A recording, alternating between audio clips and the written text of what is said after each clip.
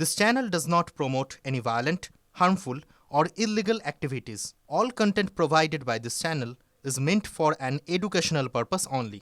জীবনের মোড় বোধহয় এভাবেই ঘুরে যায়। কখন যে কি ঘটবে তা আন্দাজও করা যায় না।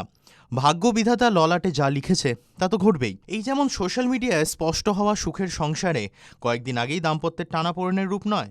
নিজের মা ও স্বামীর মধ্যে একজনকে বাঁচতে গিয়ে ৭৮টা ঘুমের ওষুধ খেয়ে নিজেকেই শেষ করতে চেয়েছিলেন সোশ্যাল মিডিয়ার সেন্সেশন দেবলীনা নন্দী। ঈশ্বরের আশীর্বাদে এখন তিনি সুস্থ, সব টানাপোড়েনকে দূরে সরিয়ে রেখে মঞ্চে চুটিয়ে পারফর্মও করছেন। আর এবার দেখুন দেবলীনার ঝুলিতে এসে পড়ল বিশাল সুযোগ, যা কিনা তার কেরিয়ারকে নতুন রুটে নিয়ে যেতে চলেছে। ব্যাপারটা কি খোলসা করা যাক। বহুদিন ধরেই টলিপাড়া সরগরম বাংলা চলচ্চিত্রের কিংবদন্তি অভিনেত্রী মহুয়া রায়চৌধুরীর বায়োপিক নিয়ে।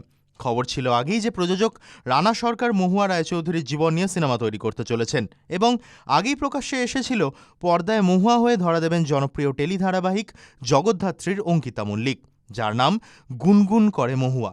ছবির পরিচালক রাজদীপ ঘোষ। আর এবার সেই সিনেমাতেই বড় চমক দেবলীনা নন্দী। হ্যাঁ, এই মুহূর্তে সোশ্যাল মিডিয়া যাকে নিয়ে সবচেয়ে বেশি সরগরম, সেই দেবলীনা নন্দী এবার এন্ট্রি নিলেন মহুয়ার বায়োপিকে। এই ছবি দিয়ে প্লেব্যাকের দুনিয়ায় পা দিচ্ছেন দেবলীনা নন্দী। শনিবার প্রযোজকের অফিসে গিয়ে ছবি ও গান নিয়ে সমস্ত কথাবার্তা সেরে ফেললেন দেবলীনা। মহুয়া রায়চৌধুরী অভিনীত সব হিট ছবির গানই এবার শোনা যাবে দেবলীনার কণ্ঠে।